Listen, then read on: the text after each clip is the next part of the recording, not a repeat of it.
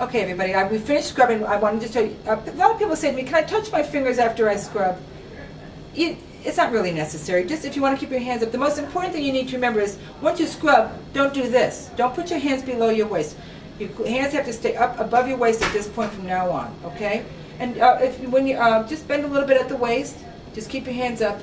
And remember, when you go into the room, the door will be closed, so you're going to have to open it going backwards in with hands in front. Remember, don't go through this process and push the door open. Whee! That's not what we do. We go in with our backs.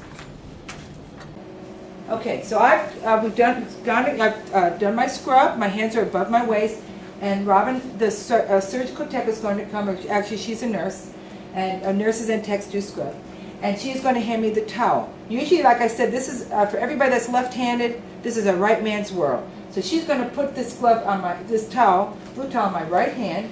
On my left hand, and I'm going to dry my right hand first. How do I do that? I turn each finger. I twist each finger in the towel, and I twist my arm up. Okay? I pay attention to bend forward, because if I'm doing this, I've already contaminated this towel, and they'd have to give me a new one. So remember, at this point, you are bent forward. Twist your fingers. Twist up, all the way up. Now, I have to dry my left hand. Oh my God. How am I going to do that? Ladies and gentlemen, it's very easy. You see this towel? This hand has to be dried. Just take this towel, if this makes sense. You want to think of this towel as a half and a half. So I just put my dry hand under the dry side, and I take my wet hand and dry the next hand. Okay? And repeat the same process as I did. So remember, everybody, it's one hand, put the other hand, the dry hand underneath, wet on top. Okay, one more time. Hand, wipe. Put my dry hand under the dry side, wipe. When I'm finished, I'm going to put that in the correct receptacle. Okay?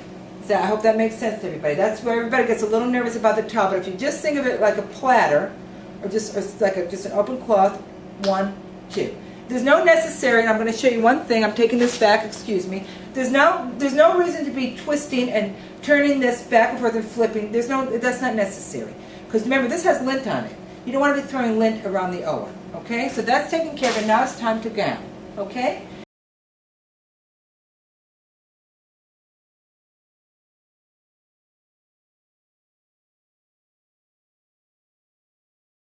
Okay, everyone. So now my faithful assistant, Robin, who's another registered nurse, she's been going to help us to demonstrate the next part, is putting the gown and the gloves on. Okay?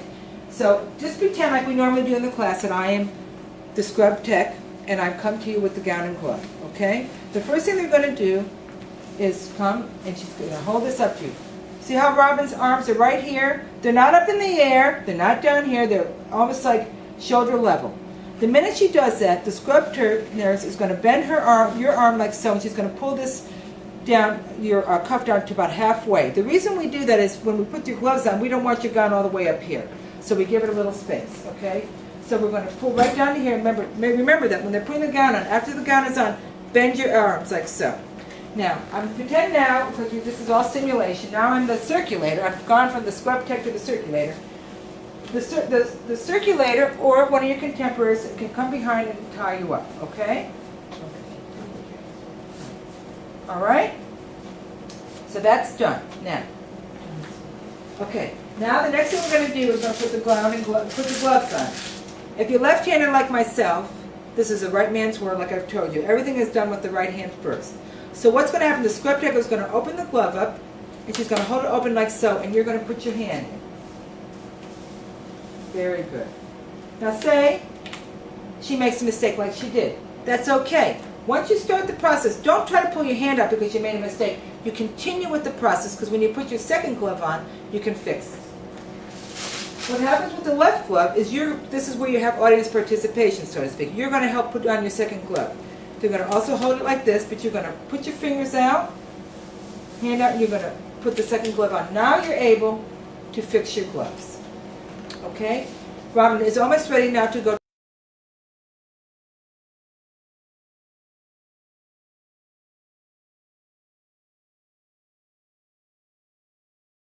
Okay, now it's time to take the tie. A lot of people get very nervous with the tie because they don't know which end is which. The only thing that, I try to think of a little clue. The only thing I can say is the longest tie, which you see is to your right, is the one that the tag goes on, okay? The short one is to the left. So what you're going to do with your left hand, you're going to take the left string. With your right hand, you're going to grab the tag with the string. Now, as me, if I was a circulator, my dual roll, I can only touch this, if the tech is not here, I can only touch this part. Now, if I was the scrub tech, I can take this right from Robin, any part of it. So just remember, there's a green line there, only half. If you're not scrubbed, you can only touch the green half. She's going to let go, and she's going to twirl. Okay, she's going to take that one off, and she's going to tie it. Don't tie it too tight where you can't get it off, where it's so tight. Now, the reason I tell you that is when it's time for taking the gown off. Okay, now Robin is finished. She'll follow along with me. Now that we're done, we can put our hands like so. We can fold them. We can put our hands like this. We can even put our hands right up to our elbows. Okay? If we want, we can hold on to our gown. What we cannot do is we cannot put our hands below our waist. I don't want to see anybody with their hands underneath their armpits because it's not sterile down there. And I don't want to see anybody with their hands on their hips. Okay? We're not that smart. Okay? So again, hands folded, hands touching the shanks of your arms, or holding your gown. That's a proper way to be in a gown. The next thing we're going to go in the front, there's only two more things I need to show you now, is how do we operate, or how do we move around in the operating room once we're gowned and gloved. Pretend, if you will, that this is the table where the patient is. What can you do? You can put your hands lightly on a table, on the OR table where the patient is. Nobody puts elbows in the patient. I know sometimes they ask you to hold retractors. That doesn't give you the go-ahead to get your elbows in here and put your elbows into the patient. Remember, this is a patient. I know some of them are nice and soft, but do not do that, please. You really can hurt them. Okay? So, we're standing here together. If you're standing for a long period of time and you get tired, on all the OR tables there's a little lever. There's a little level, like the bottom of it. You can always put your foot up on that, and that helps to release some of the pressure from your back. Now, we were here with Dr. Slakey doing our liver resection. He said, Nancy, I need you and Robin to switch places because I need you up here. How do we do that? Always remember sterile to sterile and non-sterile to non-sterile. So if I'm moving towards Robin, what is she going to do? She's going to turn, and she's going to come around, and she's going to be right here. Okay, let's do that one more time. Now with her moving towards me, we turn back to back and front to front. And somebody asked me, well, how do I know if I'm being the back to back or the front to front? I always say whoever makes the first move, that's going to be the person going sliding. Okay, the person that is waiting is going to be the person that's turning. Now, how do we move about the table? How will we go around the OR table? What Robin will do if they need her to get on the other side of the room, other side of the table, she will keep her sterile self facing the table, and she'll move around this way. Always towards sterile. Okay, now you'll say, well, sometimes in the operating room, Nancy, you know, I've got to walk all the way around like in the Bovie and some other things. Well, you do have to do that sometimes, but you still always want to face forward. Other people say, well, you know, the table's back there with all the instruments on it, and my back isn't sterile. It's okay because your back is not directly onto the table like this. You are moving in this kind of an action. Okay, so you're always keeping that sterile movement. Okay? Any questions? I don't think so.